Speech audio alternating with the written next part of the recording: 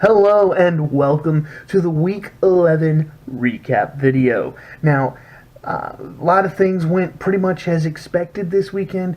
That being said, it's starting to shape up the playoff situation. I gotta wonder what's going to happen in the next couple of weeks because nothing really shook up much in this weekend. So I'm going to see if next couple of weekends if things are going to change a lot. So let's jump right into it. Wake Forest at number 14, NC State. I had NC State winning this game at home, and they almost did, but Wake Forest pulled out the surprise and got the win.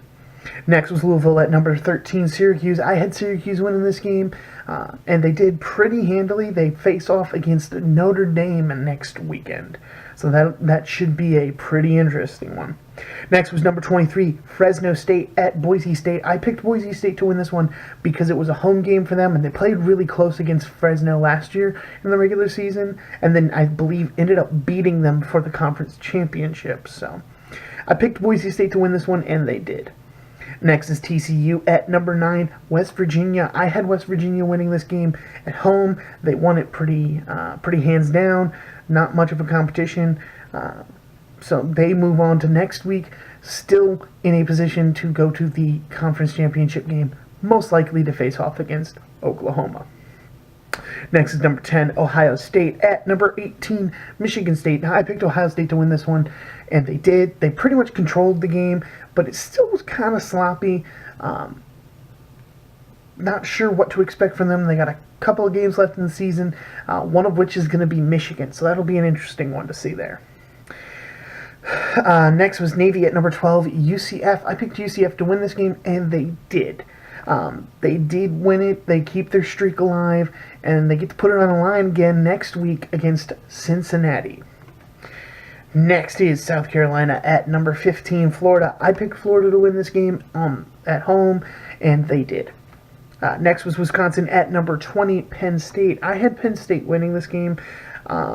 I felt like they needed to right their ship, bounce back from that loss, that stretch of losses there, and they did just that. They won this game, not fairly easily, I would say, but it was a good competition.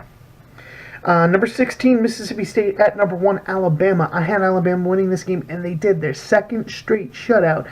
And as people like to say, they shut out two SEC opponents. But I mean, as Danny Cannell pointed out on Twitter, they shut out the 104th and 106th worst passing offenses.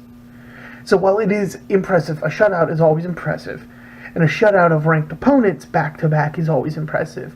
When those opponents are ranked because of their defense and not their offense, it becomes a little telling. The shutout becomes not the most impressive part. Honestly, to me, the most impressive part was Alabama's ability to put up points on these two stellar defenses back-to-back weeks. So, I mean, that tells me that Alabama's always had a good defense, but this tells me this may be the best Alabama offense they've had under Nick Saban, which could potentially make them the best Alabama team he's ever had. So next on the list was number 4, Michigan at Rutgers. I had Michigan winning that game, hands down, no competition. They did. Next was Oklahoma State at number 6, Oklahoma. Bedlam. I picked Oklahoma to win it, but as I said, Bedlam is always an entertaining game. And this year was no exception. Oklahoma won the game because Oklahoma State chose to go for 2 at the end of the game instead of kicking the extra point that would have tied it. So Oklahoma walks away with a 1-point victory in a shootout. Next was number 8, Washington State at Colorado. I picked Washington State to win this game, and they did. Colorado just really had trouble keeping up. I believe the final was like 31-7 or something like that. Next was number 11, Kentucky at Tennessee. I had Kentucky winning this game, but Tennessee pulled out all the stops, and that surprised me. Got the win at home here. Next on the list was Northwestern at number 21, Iowa. I have Northwestern winning this game, and they did. They beat Iowa, which I believe, clinched their spot in the Big Ten championship game. Next was Baylor at number 22, Iowa State. I picked Iowa State to win this game, and they did, but Baylor kept it a lot closer than most people anticipated. Number 24, Auburn at number 5, Georgia. I picked Georgia to win this game. I feel like this one was kind of a trap for Auburn. Not really a trap, but kind of a situation where Georgia wasn't going to let Auburn do to them what they did to them last year. So I had to go with Auburn on that, Georgia on that one. Next was Florida State at number 3, Notre Dame. I picked Notre Dame to win this game. I did say it might be a little weird, might be a little closer than most people anticipated because of Notre Dame having their backup quarterback in, but while he did make some mistakes and throw some interceptions, Notre Dame still got the big win. Next on the list is number 7, LSU at Arkansas. I had LSU winning this one on the road, and they did. Next was number 19, Texas at Texas Tech. I picked Texas to win this one on the road. I just feel like, as I said, Texas Tech usually has that down game afterwards. They played really well, but Texas did end up getting the win. So I got that one right. And last but not least, number 2, Clemson at number 17, Boston College. I had Clemson winning this game on the road. I feel like they were a little more powerful team, but I thought it would be a close one. And to be fair, it would have been a close one. Boston College lost their starting quarterback early in the game, and I feel like he's a game changer. He could have made the situation a lot better for them, and they might have. I don't think that changed how the defense played, and the defense for Boston College played wonderfully in the game, held Clemson to only 27 points. Boston College, I feel like, with their starting quarterback, probably could have gotten a couple of touchdowns up there, maybe made it a 27-21 game. Like I said, close. I still thought Clemson would win, and they did.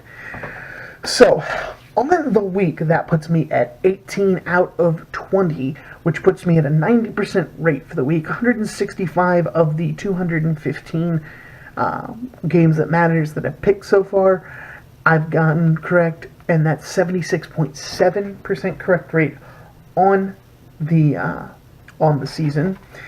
This week, there were 62 games for me to pick. I got 50 of the 62 correct, which puts me at an 80.6% correct rate.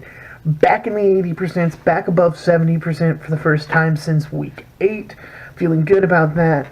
And I do want to share one last little bit here. I know I don't have any proof of my picks. I have what I've written down, but I do this thing where I get up every morning and I watch College Game Day, and I write down what the picks are when they start making them at the end, and I circle who I think's going to win on those. And I've been doing this writing them down for the last 2 years, and I've been getting up to watch them for a lot longer than that, probably close to about 14 years.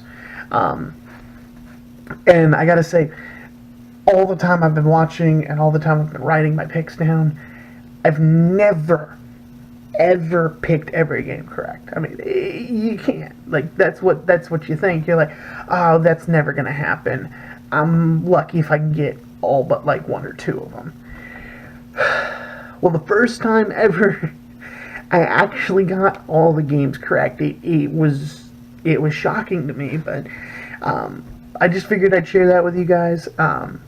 So let me know what you guys are doing. Dare you guys get up, watch Game Day, make your picks with them?